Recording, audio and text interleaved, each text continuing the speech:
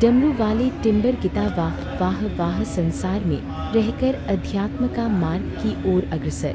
वाराणसी पहली बार एक ऐसी संस्था जो जीवन को निखारने का कार्य इस योग विद्या द्वारा नए युग की तरफ ले जाते हुए प्रेम तरंग उत्सव के माध्यम से किया है। योग विद्या अध्यात्म और संसार की कुंजी टिम्बर गीता के ज्ञान के बारे में आम जनमानस को नई दिशा व नई ऊर्जा देने का कार्य टिम्बर गीता बहुउद्देशीय संस्था जिला भंडारा महाराष्ट्र के द्वारा किया जा रहा है। शनिवार को कार्यक्रम प्रेम तरंग उत्सव जो कि योग विद्या की नई तरंग काशी में पहली बार बाबा विश्वनाथ मंदिर के प्रांगण में त्र्यंबकेश्वर हाल में किया गया।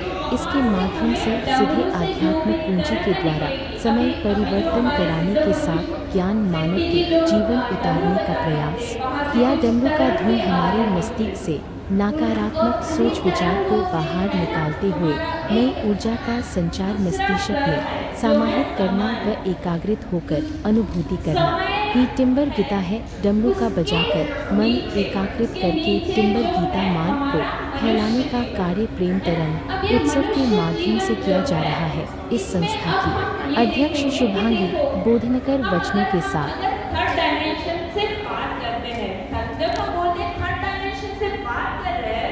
इसका मतलब होता है हम हमारे मन, बुद्धि, शरीर इसमें उलझे पड़े हैं, है ना।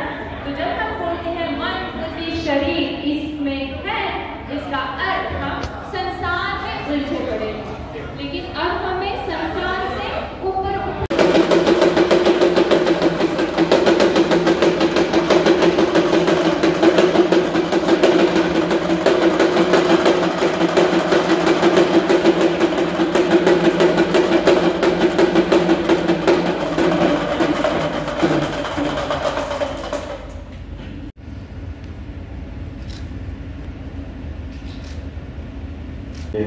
जब आत्मा की पुकार सच्ची हो तो संपूर्ण ब्रह्मांड भी परमात्मा उनको अपने पास बुला ही लेता है।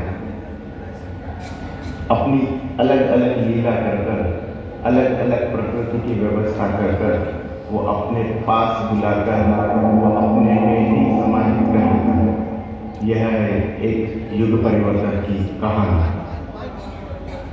एक साथ नाम नहीं सिर्फ खोज, उसने संसार को छोड़ दिया, मोह को त्याग किया और निकल पड़ा उस परम सत्य की तलाश में, परम शून्य की तलाश में, जिसे लोग ईश्वर कहते हैं।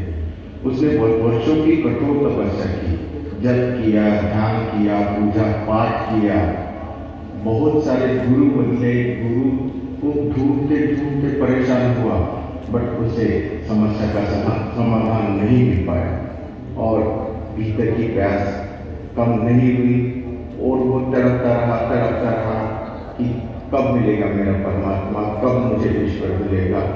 और बहुत तड़पता रहा। कुछ वर्ष के बाद प्रकृति ने माना उसकी तड़प को सुन ही लिया और फिर एक दिन जैसे कोई पूर्व जन्म का वादा पूरा होने वाला हो, एक ऐसा संयोग बना जिसने उसके जीवन की दशा ही बदल दी। उसे ज्ञात हुआ कि किसी दूर देश में एक टिम्बर पुरुष, बुद्ध पुरुष रहते हैं, एक ऐसे ज्ञानी जिन्होंने ईश्वर का साक्षात्कार किया है, जिनके भीतर टिम्बर गीता का ज्ञान है और जिन्हें टिम्बर गीता का कृपा प्रसाद मिला है। बिना समय गंवाए वह साधक उस देश की ओर निकल पड़ा। लंबी यात्रा के बाद जब उसकी मुलाकात टिम्बर पुरुष से हुई, वो मुलाकात को देखते ही बन गई थी। टिम्बर पुरुष शांत, मौन और सरल थे, लेकिन उनकी आंखों में मानो ब्रह्मांड ही नर्तन कर रहा। आराम हो जाएगा। बट पहले जब मैं थर्ड डायमेंशन से सोच रही थी तो उस टाइम पे मुझे टेंशन आ रही। अब तो हमारी समझ बढ़ गई ना कि ये मुझे नहीं, मेरे बॉडी को हो रहा है। तो अब आए हैं हम इस पांचवें आयाम में, है ना। तो पांचवें आयाम में क्या होता है? यूनिटी, खुशी, हैप्पीनेस आना है। फिफ्थ डायमेंशन में जाना है।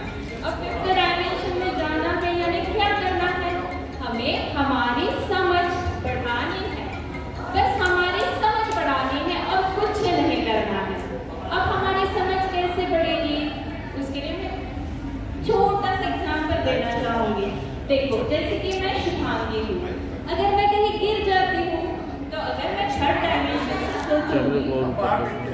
तो हम ये सोचेंगे कि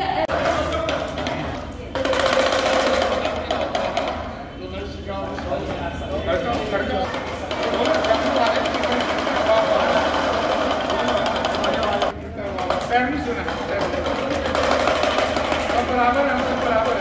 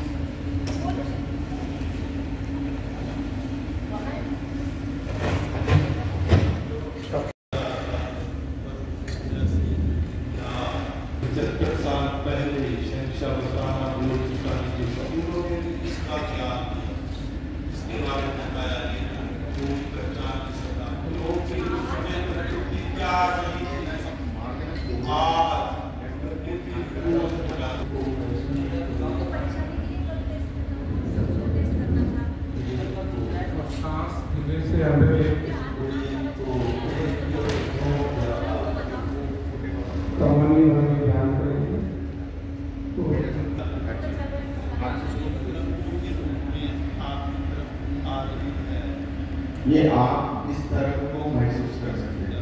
ये तरंग आपके भीतर आ रही है। आप शरीर को खुला छोड़ दीजिए। आप मेरी तरफ ध्यान मत दीजिए, आंखें बंद रखिए। आपको ये तरंग महसूस होगी। समर्पण भाव से उसको महसूस कीजिए। कोई विचार नहीं।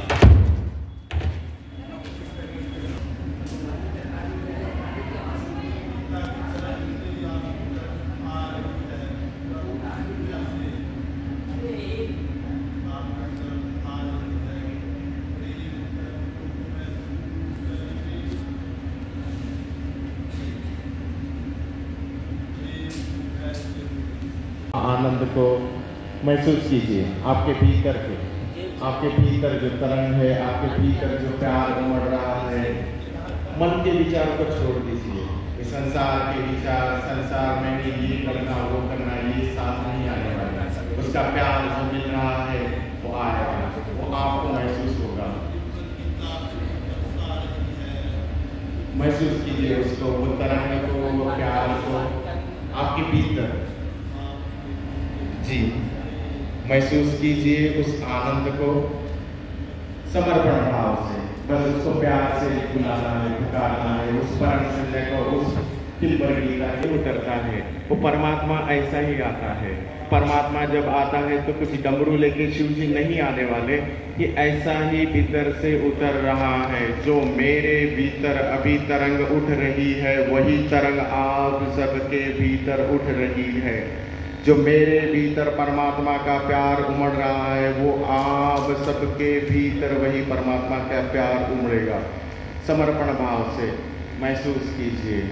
डमरू वाले टिम्बर गीता वाह वाह वाह, टिम्बर गीता वाह वाह वाह, डमरू वाले टिम्बर गीता वाह वाह वाह। शांत हो जाइए, शांत हो जाइए, उसमें डूब जाइए, उसमें डूब जाइए। देखिए आप पूरी तरह शांत हो जाएंगे।